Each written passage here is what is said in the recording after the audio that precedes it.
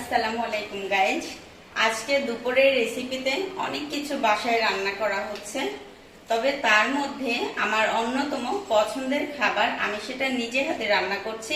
চলেন কিভাবে আমার পছন্দের খাবারটা মেরিনেট করছি দেখাই। এই যে এখানে হলো মলা মাছ, টমেটো, কাঁচামরিচ আর অল্প কিছু আলু দিয়েছি, দিয়ে একসাথে মাখিয়েছি। মাখিয়ে এখন চলুন রান্না করি।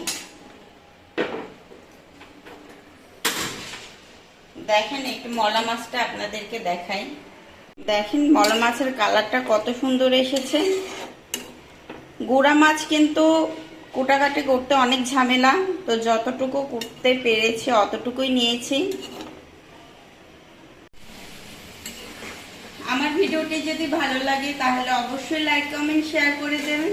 Thanks for watching my video. Bye bye.